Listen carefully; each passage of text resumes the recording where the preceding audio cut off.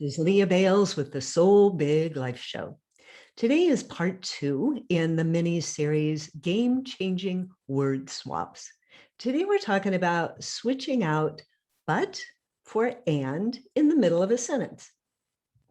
This is a really great way to open the door to new possibilities and new ways of thinking about things and new solutions. So think of something that you would like to do, and there's some reason you don't do it. For instance, I would love to go to Paris, but I don't have the money. Notice the but in the middle of the sentence. I would love to go to Paris, but I don't have the money. If you change that one simple word, but, to and, the sentence is, I would love to go to Paris, and I don't have the money. Do you notice that that feels a little different? How about this one? I would love to take better care of myself, but every time I do, I just feel so selfish. Changes to, I would love to take better care of myself, and every time I do, I feel selfish. Notice what you feel with those two different ones. I would love to go to Paris, but I don't have the money. To me, feels like a closed door, feels like the end of the conversation. As soon as we shift it to and, there's more room for holding both of those. I'd love to go to Paris and I don't have the money.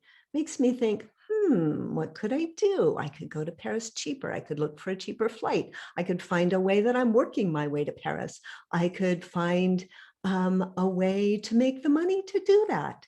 So it opens to that possibility. I want to take better care of myself, but every time I do, I feel selfish. Is something a lot of us feel sometimes at some points in our life. And again, when we say but, it's like closes the door. That's it, done, finished. Put an and there, and doesn't it leave you more curious to how that might happen?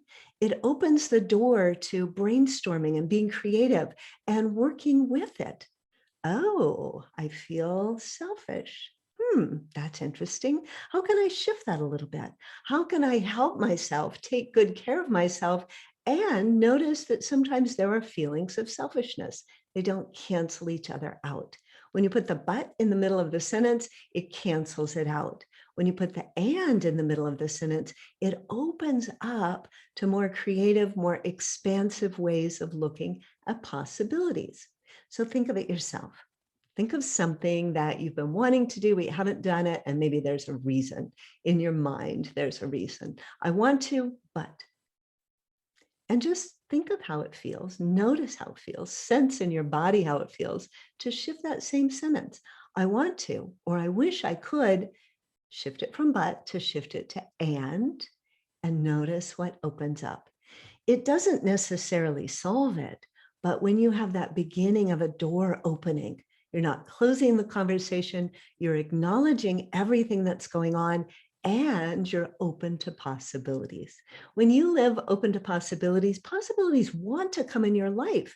If you're loving the idea of going to Paris, Paris is probably wanting you to come there. If you're wanting to take better care of yourself, everyone around you is going to benefit from it. The things that you're really wanting to do that are calling you, even if there's a but holding you back, those things are probably part of your soul calling you forward. When you can just put the and in the middle and realize, there's a way with this. There are lots of ways with this. There are lots of ways to go to Paris when you don't have much money. There are lots of ways to take care of yourself, even if there's some feelings of being selfish. Lots of ways of working with that.